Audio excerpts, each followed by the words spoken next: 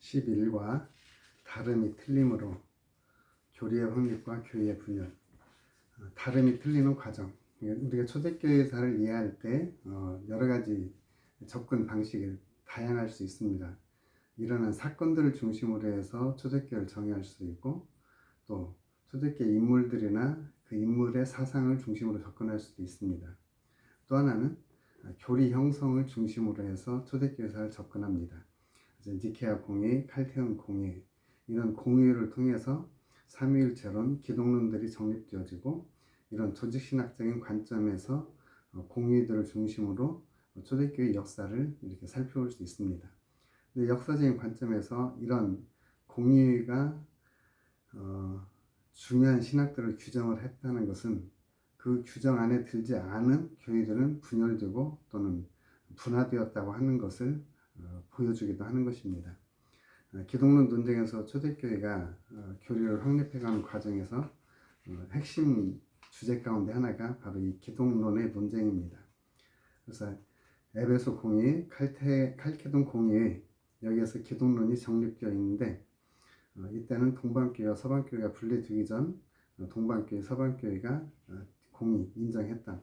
그러니까 동방교회와 서방교회는 1054년에 분리가 되어졌죠. 그러니까 그 이전에 이 동방교회와 서방교회가 공의 인정한 공의들, 그 공의들이 이런 에베소 공의, 칼케돈 공의, 이런 공의다라고 하는 겁니다. 이제 먼저 초대교회의 테틀리아누스를 중심으로 해서 서방교회에서는 삼위일체론, 동방교회에서는 아다나시우스의 삼위일체론, 이렇게 해서 삼위일체론이 성립이 된 후에 이제 그 다음에 기독론의 이제 논쟁이 시작되어집니다. 서방교회는 로마를 중심으로 해서 이방인들과의 전쟁, 또 야만인들과의 전쟁 때문에 로마 교회가 어느 교회가 충분한 정치적인 역할을 감내하고 그 서방 지역을 이렇게 점유함으로써 우위성을 차지하고, 이 우위성을 차지한 것이 중세 교회까지 이렇게 이어질 수 있는 그러한 맥락이 되었고, 반면에 동방교회는 안디옥 학파나 알렉산드리아 학파, 이런 학파들 사이에 그 신학적인 논쟁들, 그리고 또 주장하는 바가 조금씩 다른 이런 부분들이 서로 다르게 주장하면서 이 로마 교회처럼 하나의 주제, 하나의 교부를 가지고 한 지역을 전체적으로 총괄할 수 있는 이런 권위를 갖지 못하게 됩니다. 그러니까 동방교회는 여러 개의 총대 주교가 있는 만큼 이 동방교회는 분리될 가능성을 많이 포함하고 있다라고 생각할 수 있는 거죠. 이제 우리가 크게 교회의 분열은 1054년 동방교회와 서방교회의 분열이라고 하는데, 그 이전에도 이미 니케아 공의, 또 칼케돈 공의, 에베소 공의, 이런 공의를 통해서 그 공의에서 결정되지 않은, 채택되지 않은 그러한 교리를 가진 그러한 분파들은 분리되어서 나가는 이러한 모습입니다. 그러니까 다시 말하면 어떤 한 부분을 결정을 하면 기독론에서 이성 일인격이라든지 예수님의 신성, 예수님의 인성, 이런 부분에 대해서 결정을 하게 되면 그 결정 안에 들어오지 못한 그런 분파는 분리되거나 또는 정지되어서 떨어져 나가게 된다는 거죠. 이런 일이 처음에 우리 291쪽에 보면 니케아 공의에서 예수님과 하나님은 동등하지 않다, 예수님은 하나님이 아니다 라고는 그 아폴리나리우스의 이러한 주장이 있었죠. 이런 주장에 대해서, 아리우스의 이런 주장에 대해서 예수님의 신성을 부인하고 예수님은 육체를 입지 않았다, 어떤 가연설 같은 이런 것들이 존재하는 것에 대해서 이제 논쟁을 하게 되고, 이런 논쟁이 예수님이 하나님이 아니라면 인간을 구원할 수 없고, 예수가 하나님이면 또 완전한 인간일 수 없고, 이런 예수님의 인성과 신성, 그래서 이 신성과 인성, 이 두 가지의 성품, 여기서 양성론이 나오게 되고, 예수님은 하나님이시다라고만 한 단성론, 예수님의 인간성을 부인하는 것. 그래서 예수님의 인간성을 부인하면 예수님은 완전한 메시아가 될 수 없다라는 거죠. 또 예수님의 신성을 부인하면 인간은 죄가 있기 때문에 그 죄로 자기조차도 구원할 수 없고 다른 사람을 구원할 수 있는 메시아가 될 수 없고, 이런 부분에서 예수님은 완벽한 사람이어야 되고 완벽한 하나님이어야 된다. 그러니까 예수님은 완전한 신, 완전한 인간, 이 두 본성을 가지고 있어야만 되는데, 그럼 이 두 본성이 어떻게 예수님 안에서 조화를 이루느냐, 이것에 대해서 또 논쟁이 벌어집니다. 그러니까 예수님의 그 291쪽의 2번 예수의 인성과 신성에 대한 논쟁. 이 기독론의 핵심은 신성과 인성이 한 실제 속에서 어떻게 공존을 하느냐. 이것이 설명할 수 없고 신학적으로 완전히 풀어낼 수 없는 그러한 문제입니다. 그러면서도 어떻게든지 예수님의 신성과 인성이 예수님 안에서 어떻게 하나로서 이렇게 표현될 수 있는가 하는 부분에 대해서 설명을 하면 설명을 할수록 이것은 더 많은 잘못된 교리들, 잘못된 이단들이 나오게 될 수밖에 없는 거죠. 그래서 이 교회 공유는 이런 부분에 대해서 이제 다르게 설명을 해나가기 시작합니다. 우리 책 291쪽에 보면 아폴리나로스주의, 이건 380년 콘스탄티노플 공의에서 단죄가 되었는데, 아폴리나리우스는 신성과 인성이라고 하는 두 개가 완벽히 독립적인 실체로 존재하지만 둘이 완벽하게 합쳐져서 연합은 할 수 없다. 그러니까 신성도 존재하고 인성도 존재하는데 이것이 합해질 수 없다. 완전한 신성에 부족한 인성이 무엇인가 보아야 되고, 완전한 인간이 되는데 그 완전한 또 신성이 부여가 되어야 된다는, 그러니까 말하자면 예수는 완전한 인간의 육체를 가지고 있는 존재인데 그 육체 안에 신의 영혼을 가지고 있는 것. 그러니까 좀 설명이 이해가 될 듯 하면서도 이해가 잘 안 되는 부분이 있죠. 만약에 그 편지와 편지 봉투를 가지고 이렇게 설명을 하는데, 편지 봉투, 편지가 중요한 것은 편지 안에 있는 내용이죠. 편지 봉투, 육체라고 하는 편지 봉투에 편지 내용인 신성이 들어와서 하나가 되어졌다. 뭐 그럴 듯도 해요. 그런데 만약에 예수님이 육체를 입지 않았다면, 영혼은 인간의 것이 아니라고 한다면 예수님은 진짜 메시아가 될 수가 없는 거죠. 인간은 육체만 있는 게 아니라 인간은 영혼도 있기 때문에, 인간의 영혼이 신의 영혼이 들어와서 예수가 되었다고 하면 이것은 예수님은 완전한 인간이 아니다 라고 하는 것이 되기 때문에 구원론에 있어서 또 오류가 생깁니다. 그러면 이런 부분을 완벽한 신인 동시에 완벽한 인간이라는 것을 실제적으로 설명할 수가 없습니다. 이런 부분에 있어서 완전히 설명할 수 없음에도 불구하고 이 교회가 정치적으로 신학적으로 이런 대립을 벌이는 것은 어떤 정치적인 이유가 더 강하게 작용을 했던 거죠. 네, 그러한 배경으로서 그 콘스탄티노플, 새롭게 동로마 수도가 이제 콘스탄티노플로 이전을 하잖아요.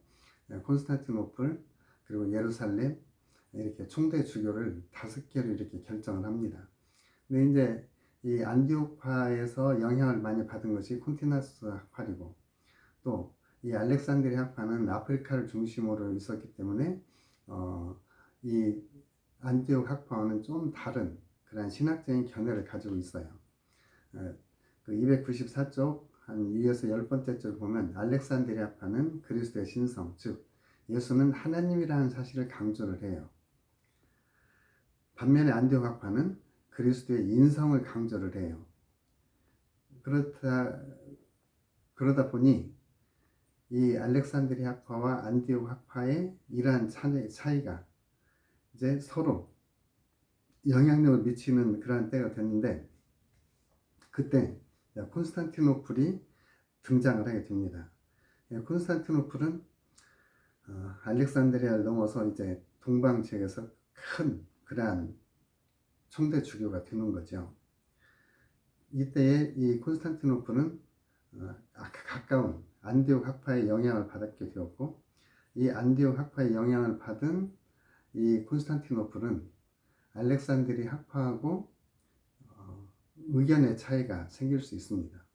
알렉산드리아파는 예수의 어머니 마리아를 하나님의 어머니 혹은 하나님을 잉태한 여인 이렇게 부르는데, 이 콘스탄티노플의 감독으로 임명된 네스토리오스는 안디옥 학파 쪽에 영향을 받았기 때문에 마리아를 하나님의 어머니라고 부르면 기독론에 혼란이 들 수 있다.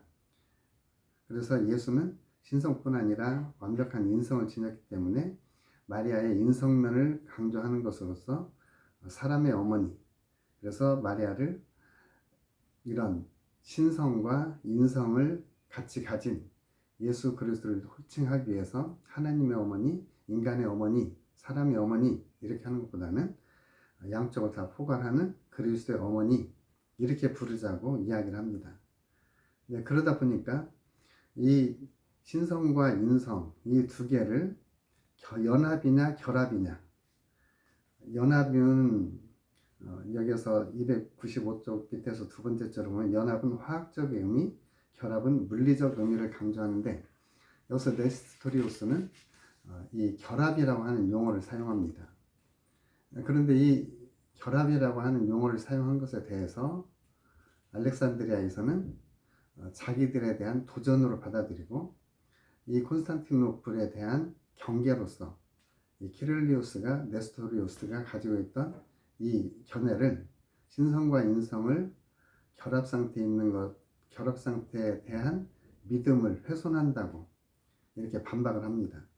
겉으로는 신학적인 반박이지만 실제는 이 콘스탄티노플 입지가 강화되고 알렉산드리아 입지가 좀 약화되면서 하나님의 어머니보다는 그리스도 어머니가 더 타당한 개념임에도 불구하고 이 정치적인 이란 문제 때문에, 어떤 권력적인 문제 때문에 이 네스토리우스를 정죄를 하고 여기서 정죄를 해서 교회에서부터 분리시켜 나가는 거죠. 근데 이제 이것을 공유를 할 때 교회가 모여서 공유를 하는 것이 아니라 그 공유를 국가에서, 지금 국가주의 교회잖아요.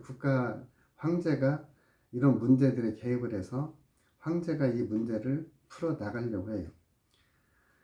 그러니까 어떤 알렉산드리아 학파든 콘스탄티노플의 학파든 이 사람들은 자기 쪽에 유리한 그러한 정치적인 결정을 내릴 수 있는 황제를 이렇게 초청을 해서 자기들의 문제를 해결을 하려고 합니다.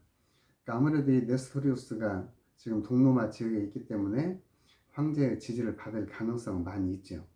그런데 298쪽에 보면 황제가 네스토리우스에서 그의 누이가 모욕당한 것, 이런 정치적인 이유 때문에 신학적인 쟁점보다는 네스토리우스에 대한 반감 때문에 네스토리우스를 정죄를 하게 되고, 결국 네스토리우스를 추종하는 교회들은 다 떨어져 나가게 됩니다.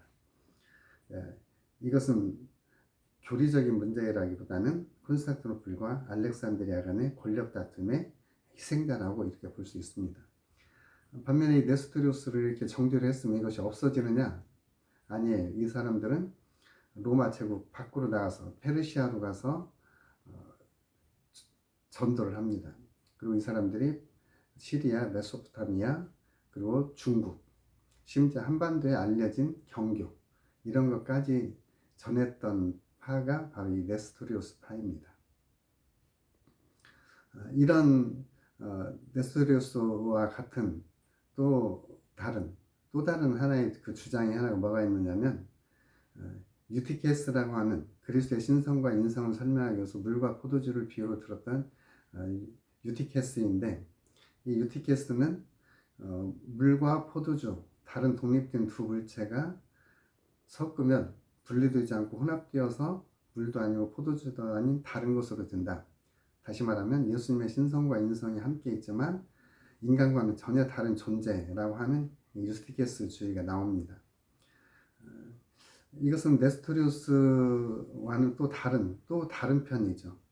네스토리우스는 결합이냐 연합이냐의 차이라면, 여기는 연합해서 전혀 다른 존재가 되어진다 라고 그러면서 예수님의 신성이든 인성이든 어느 한쪽의 본성만 남아있다, 이렇게 이야기를 합니다. 그러니까 이제 이런 기독론의 논쟁들이 결국에 다시 이 공의를 수립하게 되고, 이 공의에서 유스게스주의는 어느 정도 수정해서 다시 이렇게 받아들이려고 하지만, 이것에 대해서 로마 감독이 문제를 제기하고, 이것에 대해서 유스게스주의는 단속론이라고 하는 이런 부분에서 다시 교회 회의가 열려서 유스테크스주의도 배격을 하게 됩니다. 그러니까 이렇게 공의가 어떤 권력의 또 정치적인 이유, 또 황제의 그러한 편향에 따라서 그 결과가 전혀 다르게 이렇게 나올 수도 있었다고 하는 것이죠. 그래서 이 지금까지 다른 것들 때문에 자꾸 교회가 분열되고 또 분리되어지고, 자 그러면 어떻게 하면은 이 모든 것들을 다 포괄할 수 있는 기독론을 정리할 수 있을까? 그래서 부정의 신학이 나오게 됩니다. 그래서 300조경은 부정 신학의 결정체 이렇게 말하고 있어요. 다시 이제 칼케돈 공의 황제가 소집을 합니다. 로마는 그때 훈족의 침입으로 참석하지 못하고, 이 공의에서 칼케돈 공의에서 니케아 신조, 콘스탄티노플 신조, 키릴리우스의 서신, 교황 레오 1세가 단속론을 부정한 것 등 이런 것들에 대해서 지지를 합니다. 그리고 단속론을 부정하고 그리스도 안에서 신성과 인성이 완전하게 결합했다. 이것을 확정을 지어요. 그런데 이렇게 확정 지어진 내용을 보면 300쪽 맨 마지막 줄에 우리 모두는 만장일치로 가르친다. 한 분 우리 주 예수 그리스도이신 성자는 완전한 신과 완전한 인간으로 섞이거나 변화되거나 나누거나 분리되거나 함이 없는 두 본성이다. 두 본성 사이에는 두 분이 연합을 통하여 결코 없어지지 않으며 오히려 각 본성의 동일성은 보존되면서 한 인격과 존재에서 동시에 나타난다. 뭐 내용을 다 설명할 수는 없고 다 이해되진 않지만, 앞에서 주장했던, 그래서 분리되어져 나갔던 네스토리오스 이야기나 유스테크스주의 이야기나 이런 이야기들을 다 부정을 함으로써 오히려 옳은 것을 신비로 남겨놓는 이런 결정을 하게 됩니다. 섞이거나 변화되거나 나누거나 분리함이 없는, 그러니까 예수는 무엇이다 라고 정의를 하면 그 정의는 또 다른 반대의 의견을 받을 수 있지만, 주장되어지는 이런 것들은 아니다 라고 하면서 남겨진 것에 대한 신비성을 남겨두고 그 신비함에 대한 또 하나의 그런 신앙의 영역 이렇게 남겨두는 것이죠. 또 섞이거나 혼합되는 것 이렇게 말함으로써 유스테크스주의에 대한 반발을 막는 것이고, 또 두 본성이 독립해서 존재하는 것, 나누어지는 것, 이것은 네스토리오스의 주의를 반박해서 이렇게 부정의 신학으로서 예수님의 인성과 신성을 완벽하게 이렇게 설명을 합니다. 물론 완벽한 설명은 아니지만 그동안에 잘못되어진 설명은 아니다고 함으로써 이제 이 칼케돈 휴의는 이제 새로운 기독론을 결정을 하게 된 거죠. 이렇게 결정했다고 해서 문제가 그럼 없어지느냐? 문제는 없어지지는 않는다라는 거죠. 네스토리우스도 그렇게 정죄되어서 떨어져 나가서 계속해서 전도 활동, 포교 활동을 해서 동양, 중국까지, 그리고 우리 한국에까지 전래된 경교라고 하는 형태로 이렇게 전도 형식을 계속해서 나갔고, 또 유스테키스주의도 떨어져 나가면서 지역에서 그 지역에 정착해서 또 다른 기독교의 한 분파를 이렇게 형성을 하고 있고, 이런 것이 만약에 해결이 되었다면 그 뒤에 계속해서 이런 결정을 하지 않을 텐데, 553년, 680년 칼케돈 공의에서 다시 이 부분에 대해서 또 결정하고 또 결정하는 것을 보면 이 문제는 계속해서 남아 있었고, 예수님의 단속론은 계속해서 지역적으로 활발하게 전개되어지고 있었다라고 하는 거죠.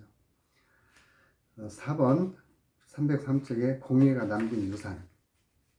이렇게 기독론에 대한 차이로 인해서 교회가 분열되고, 그런 분열은 로마 카톨릭과 동방 정교회가 분리되기 전, 그러니까 로마 카톨릭과 정교회가 1054년에 분리되어졌는데, 이전에 네스토리우스 교회가 에베소 공의회 결정에 따라서 분리되고, 단속론자들이 칼케돈궁에서 분리되고, 서방교회에서 나온 카톨릭과 동방교회가 나눠져서 그리스 정교회로 분리되고, 이런, 물론 동방교회와 서방교회가 나눠지기 전에 그 아프리카 지역에서 도나투스파의 분파가 있었고, 네스토리우스의 또 분파도 있었고, 또 유티케스의 그러한 분파도 이렇게 있었던 것입니다. 이런 사람들이 분리되어져서 정리되면 그게 없어지느냐? 이들이 오히려 다른 지역에 가서 계속해서 기독교의 또 다른 모습을 가지고 지역에서 정착을 해서 다른 종파의 기독교들을 만들어 갑니다. 그래서 우리 책 303쪽 두 번째 단락 10번째 줄쯤 보면, 공의회의 결의를 거부하고 이집트, 서아시아, 에티오피아 등에 정착하여 토착 기독교로 자리를 잡았다. 오리엔트 정교회이다. 시리아 정교회, 마론교, 이집트 kop트교, 인도 정교회, 아르메니아 정교회, 이디오피아 정교회 등이 여기에 포함된다. 그러니까 이런 정교회들이 토착해서 거기에서 우리가 알지 못하는 이런 새로운 종파로 기독교의 토착 종교가 되어졌다라고 하는 거죠.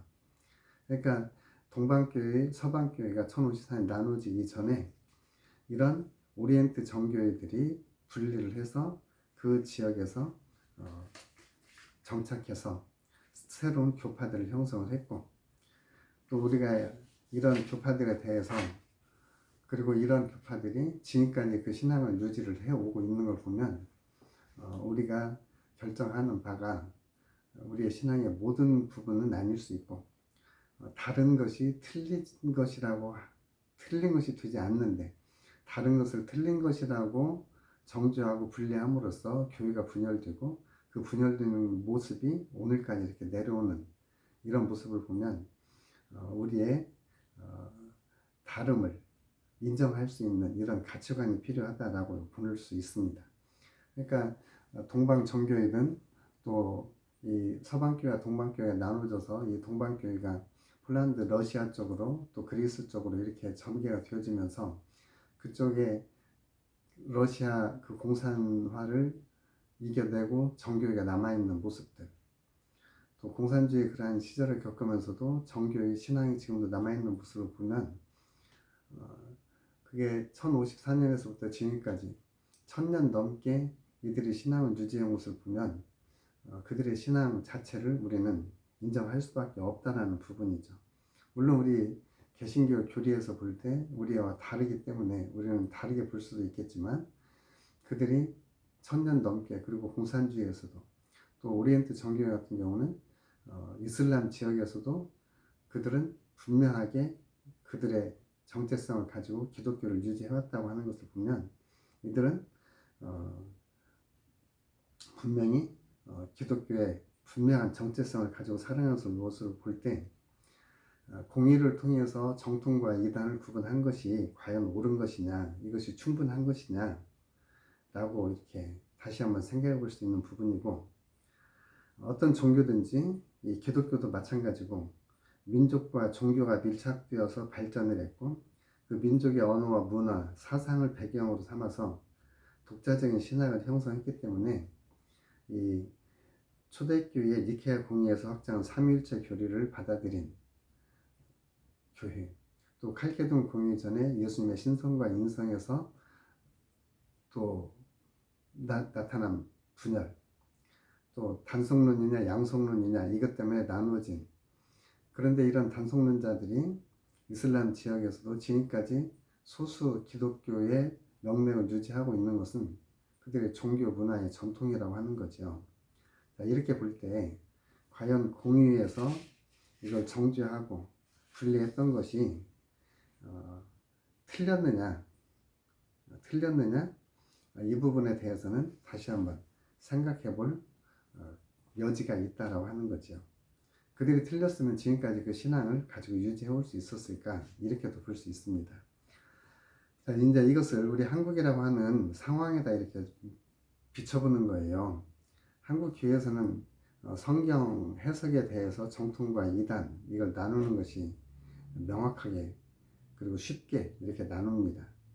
같은 기독교 뿌리를 가지고 있음에도 불구하고 이러한 상황에 따라서 전혀 다른 형태의 기독교가 지금까지 유지되고 있는 것을 본다면 우리 한국에서도 좀 열린 마음으로 그리고 다름을 인정을 하면서 정통과 이단을 몇 개의 기준을 가지고 정통과 이단을 이렇게 규정하기보다는 문화 속에서 상황 속에서 이것이 기독교의 어떤 한 분파인가, 물론 이단을 옹호하는 건 아니죠. 이단은 분명히 이단이지만 그런 이단들이 분명하게 이단이 잘못되어졌으면 그것은 어느 정도 시간이 지나면 다 사라질 수밖에 없습니다. 또 다른 형태의 옷을 입고 이단이 또 다른 이단으로 또 이렇게 변화는 되죠. 우리가 앞에서 살펴봤던 것처럼. 그래서 우리가 교리가 다르다고 해서 이단이 되지 않고 또 상황에 우리 한국 정서, 우리 한국 상황에 맞춘 그런 모습의 어떤 기독교라고 해서 우리가 그걸 이단으로 정죄하고 이런 부분들을 다시 한번 생각해 볼 때 좀 더 다르다고 하는 것, 그리고 틀렸다고 하는 것, 틀린 부분에 대해서는 틀렸다라고 분명하게 선을 긋지만 다른 부분에 대해서는 우리와 다르구나라고 인정할 수 있는 이런 부분이, 이런 그 포용이 필요한 게 아닐까 이런 생각을 합니다. 그러니까 다르다고 정지되었던 네스토리우스라든지 유스티케주의라든지 또 단속론자들이라든지 이런 사람들이 지금도 어떤 민족들에게 소수 기독교 종파로서 남아있는 것들을 보면 그들은 기독교의 정체성을 계속 유지하고 있다. 그러니까 이 공회의에서 분리되어지고 정지되어진 것들이 지금도 남아있는 모습을 볼 때 이 다른 것이 틀림이 되어졌고 그 틀렸다고 하는 정죄받은 그러한 사람들이 지금까지 기독교의 뿌리를 가지고 있다고 하는 것을 우리가 볼 때 과연 옳다, 그르다 라고 나누는 것이 좋은 것인지 이 부분을 생각해 봐야 되고, 동방신학에서 정의하는 것처럼 부정의 신학이 오히려 더 필요하다라고 볼 수 있는 거죠. 이것도 아니고 이런 것도 아니고 이런 것도 아니다 라고 함으로써 더 신비적으로 남겨놓는 이 동방신학의 이 부정의 신학, 이 부분을 우리가 다시 한번 명확하게 인식을 하고 이 동방신학의 그 깊은 신비, 물론 이런 동방신학의 이런 신비적인 부분들이 우리 지금 우리 한국 기독교 안에도 있고 세계 기독교 안에도 다만 뭐 전반적으로 이렇게 포함되어 있는 경우들도 있습니다. 포함되어져 있기도 하고요. 그래서 이런 그 부정의 신학, 그리스도의 하나님의 삼위일체라든지 그리스도의 양성, 신성, 인성 이런 부분에 대해서는 신비로 남겨놓을 때 우리의 신앙이 더 확고해질 수 있다. 만약에 그리스도의 인성이나 신성에 대해서 정확하게 법적인 정의를 내리면 그 법적인 정의 때문에 또다시 이단으로 정죄받을 가능성도 있다. 이런 것들을 보면서 이 동방신학의 핵심, 부정의 신학 이 부분을 우리가 다시 한번 우리의 신앙의 신비의 영역으로 받아들이고 우리의 신앙으로 수용해 나갈 수 있으면 좋겠다 하는 생각이 듭니다. 내용이 좀 이 책 내용과는 좀 다르게 느껴질 수 있는데 책을 다시 한번 읽어보시면서 이 내용을 더 공부해 보시면 좀 더 포용적이고 수용하고 용납할 수 있는 그런 우리 기독교인의 관용, 포용 이런 것들이 우리에게 좀 더 필요하지 않을까 그런 생각이 듭니다. 또 열심히 책 공부하시고 좋은 그런 기독교의 가치관을 가지시길 축복합니다.